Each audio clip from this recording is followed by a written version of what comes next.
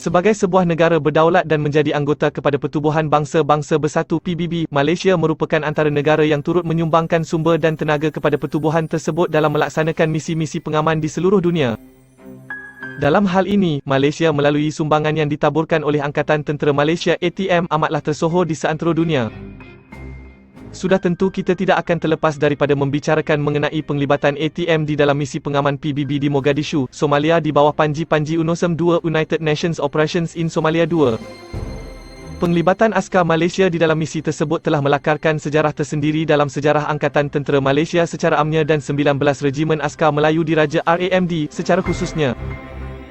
19 RAMD mekanis dengan kekuatan 870 orang telah dipilih untuk ditempatkan di bawah Panji UNOSOM II sebagai Malaysian Battalion Malbat.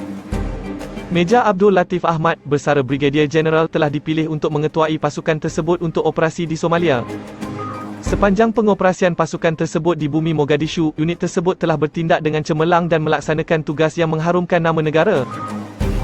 Detik-detik yang membawa kepada pasukan tersebut melakarkan tempat mereka di sejarah dunia dan negara berlaku pada tarikh 3 Oktober 1993. Pasukan US Ranger dan Delta Force telah melaksanakan operasi khusus untuk menahan 3 orang individu yang dipercayai merupakan orang kanan kepada Panglima Perang Somalia, Lieutenant General Muhammad Farah Aidid. Aidid yang juga merupakan seorang ketua dalam Puak Haba Gideh telah menjadi duri dalam daging kepada operasi UNOSOM II. Selepas 24 orang anggota tentera pengaman dari Pakistan terbunuh dalam satu serangan hendap oleh pengikut Aidid, Amerika Syarikat telah mengumumkan bahawa dia adalah ancaman kepada proses pendamaian di Somalia dan telah menghantar Task Force Ranger yang terdiri daripada US Ranger, Delta Force dan Special Operations Aviation Regiment untuk membawa Aidid ke muka pengadilan. Serbuan yang dilaksanakan oleh Task Force Ranger itu di kawasan sekitar Hotel Olimpik di dalam Pasar Bakara telah dilaksanakan oleh pasukan Task Force Ranger itu tanpa memberitahu pasukan UNOSOM II terlebih dahulu dan ini kemudiannya membawa padah. Serbuan itu kemudiannya berhadapan dengan masalah apabila 3 buah helikopter pelbagai guna jenis Sikorsky S-60 Black Hawk telah berjaya ditembak jatuh oleh pengikut Aidid dengan 2 buah helikopter tersebut terhempas di tengah-tengah Pasar Bakara. Sebuah helikopter berjaya membuat pendaratan kecemasan tidak jauh daripada lapangan terbang Mogadishu yang digunakan sebagai pengkalan udara kepada tentera AS.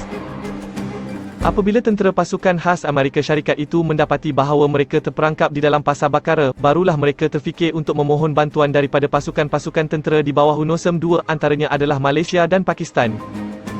Itu pun setelah 4 kali mereka mencuba dan semua digagalkan kerana ketiadaan kereta perisai di pihak Task Force Ranger.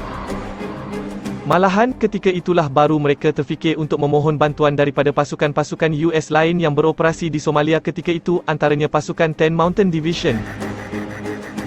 Pasukan Malbat yang diketuai oleh Meja Abdul Latif Ahmad telah dipanggil untuk memberi bantuan kepada pasukan AS untuk menyelamatkan anggota Task Force Ranger yang terperangkap di dalam Pasar Bakara. Disebabkan oleh kegagalan Task Force Ranger dalam memaklumkan pasukan-pasukan di bawah UNOSOM II akan serbuan tersebut, maka ini secara tidak langsung menyebabkan timbulnya masalah koordinasi antara Task Force Ranger, 10 Mountain Division, Malbat dan Pakistan. Sebanyak 2 kompeni berkekuatan 32 buah kenderaan perisai Radpanzer Kondo buatan Jerman telah digerakkan bagi membantu operasi menyelamat tersebut. Seramai 123 orang pegawai dan anggota dari kedua-dua kompeni itu telah digerakkan bersama bagi operasi tersebut. Operasi menyelamat hanya dapat dilaksanakan agak lewat kerana pada peringkat awal, tentera AS berkehendakkan untuk sekadar meminjam kenderaan Radpanzer Kondo. Ini tidak termasuk lagi isu logistik serta semboyan yang perlu diselesaikan sebelum operasi dilaksanakan.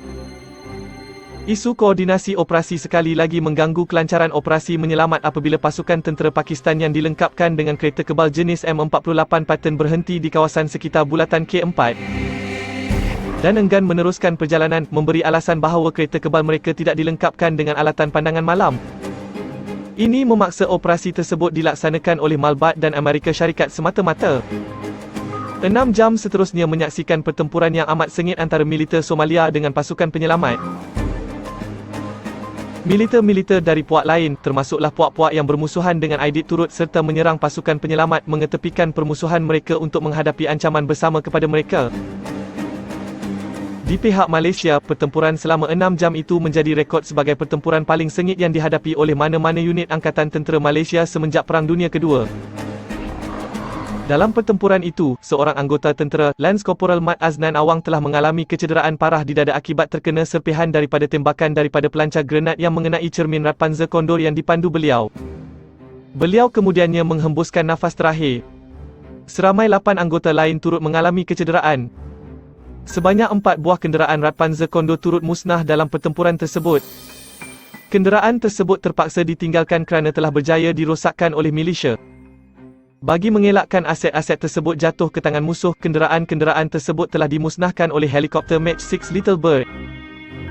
Kemusnahan 4 buah kenderaan Radpanzer Condor itu secara tidak langsung turut menyumbang kepada salah faham kerana ini telah mengurangkan bilangan kenderaan yang boleh mengangkut anggota keluar daripada kawasan dengan cepat dan selamat.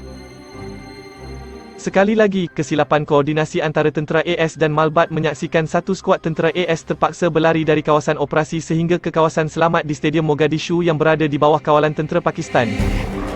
Tentera Amerika Syarikat gagal membawa Aidit ke muka pengadilan. Dia kemudiannya menghembuskan nafas terakhir pada 1 Ogos 1996. Tempatnya dalam Puak Habar Gidir digantikan oleh anaknya yang ironinya merupakan seorang bekas anggota pasukan Marin Amerika Syarikat yang turut dikerah ke Mogadishu. Sebaliknya, kisah kegagalan Task Force Ranger itu telah dibukukan oleh wartawan Mark Borden. Buku tersebut kemudiannya menjadi inspirasi kepada filem Black Hawk Down yang diarahkan oleh Ridley Scott. Peranan dan pengorbanan Malbat tidak ditonjolkan langsung di dalam filem tersebut. Lance Corporal Mat Aznan Awang kemudiannya dinaikkan pangkat kepada korporal serta telah dianugerahkan pingat Seri Pahlawan Gagah Perkasa SP. Meja Abdul Latif Ahmad bersara daripada Angkatan Tentera Malaysia dengan pangkat Brigadier General.